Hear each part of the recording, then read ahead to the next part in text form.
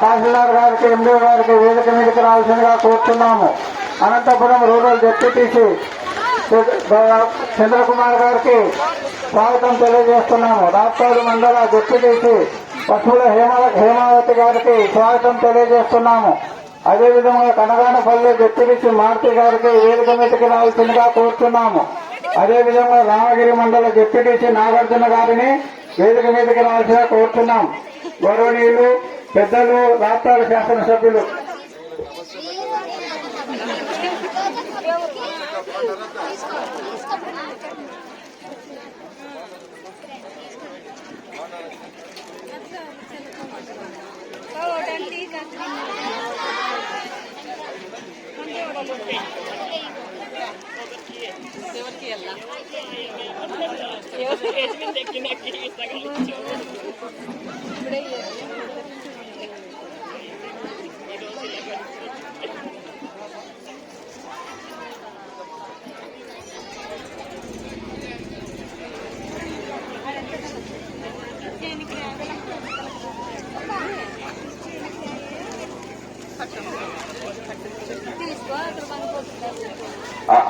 చివరిలో ఉన్న కుర్చీలన్నా కొంచెం తీసుకొచ్చి ఇక్కడ గ్యాప్ లో ఇక్కడ వేసుకుంటే పోతుంది కదా.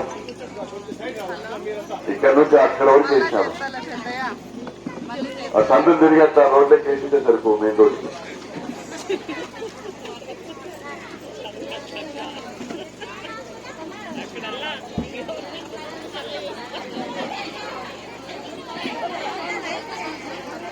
గౌరవనీయులు మన శాసనసభ్యులు అదేవిధంగా చైర్మన్ గారిని గౌరవ ముఖ్యమంత్రి గారికి పాలాభిషేకం చేయవలసిన కోరుతున్నాము. అంతకంటే ముందుగా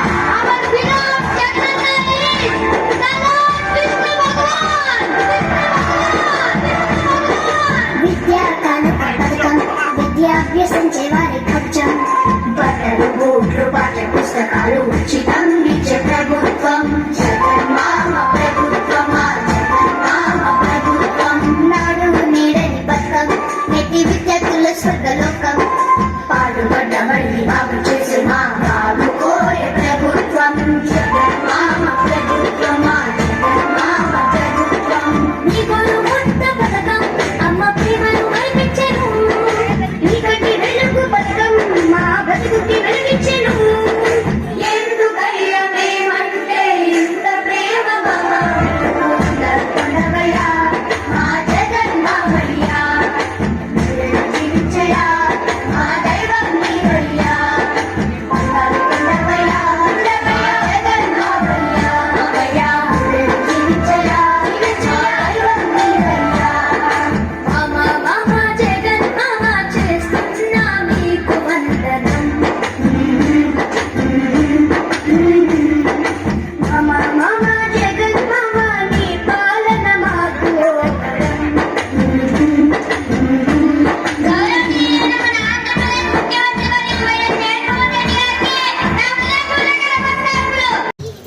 డ్వాక్రా రుణాలు మాఫీ చేస్తామని చెప్పినటువంటి చంద్రబాబు నాయుడు గారు ఆయన అధికారంలో ఇచ్చే రోజుకున్నటువంటి 11,000 కోట్ల డ్వాక్రా రుణాలను మాఫీ చేయకపోవడంతో ఆయన దిగిపోయే రోజుకి 25,500 కోట్లు అయినాయి. ఇవన్నీ ఎందుకు చెప్తా ఉన్నానంటే మాటలు కోటలు దాటేటువంటి పరిస్థితి రాజకీయాల్లో మనం చూస్తున్నాం. చంద్రబాబు నాయుడు గారు 14 సంవత్సరాలు అధికారంలో ఉన్నారు. మరి 14 సంవత్సరాలు అధికారంలో ఉన్న పెద్ద మనిషి పేరు చెప్తే మన అందరికీ గుర్తొచ్చేటువంటి పథకం ఏదైనా ఉందా అని ప్రశ్నిస్తే ఎవరు కూడా ఏం చెప్పలేని పరిస్థితి. నేను అడుగుతా ఉన్నా, చంద్రబాబు నాయుడు గారి పేరు చెప్తే గుర్తుకు వచ్చే పథకం ఏదైనా ఉందా? చెప్పండి అక్క, ఏదైనా ఉందా?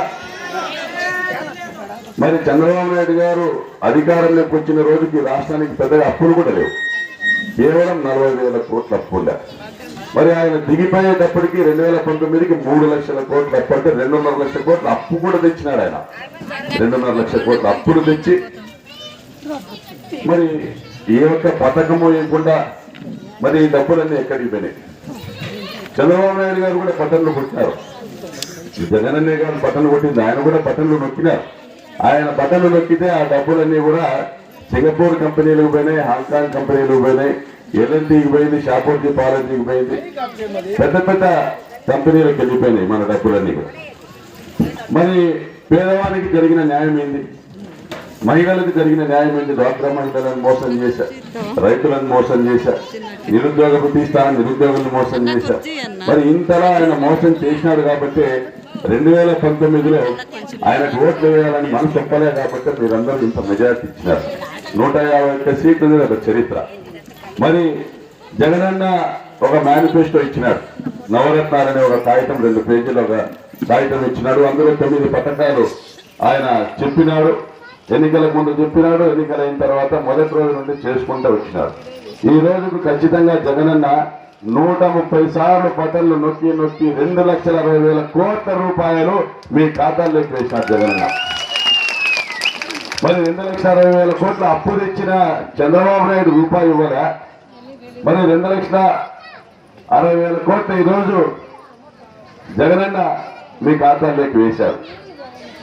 మరి ఈ వ్యత్యాసాన్ని గమనించమని కోరుతా ఉన్నా, ఈ తేడాన్ని గమనించండి.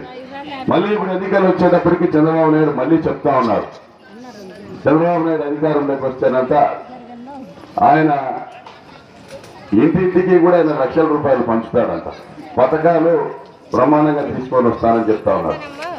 మొదట్లో ఆయన మన ప్రభుత్వం వచ్చిన మొదట్లో వాలంటీర్లను తిట్టాడు, మూటలు మోసే ఉద్యోగమా, ఇంట్లో మగవాళ్ళు లేనప్పుడు ఇళ్లకు పోతారు వాలంటీర్లు అనేసి, ఈ వాలంటీర్లను మేము వస్తానే తొలగిస్తామని చెప్పేసి.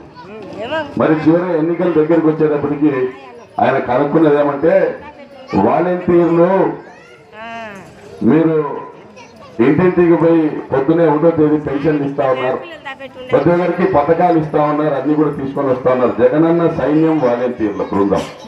జగనన్న ఇవ్వాల్సినటువంటి ప్రతి పథకాలన్నీ కూడా వాలంటీర్ల ద్వారా, దానికి అర్హత కలిగినటువంటి వాళ్ళందరికీ కూడా వాలంటీర్ల ద్వారా పథకాలు చేరుస్తా ఉన్నారు.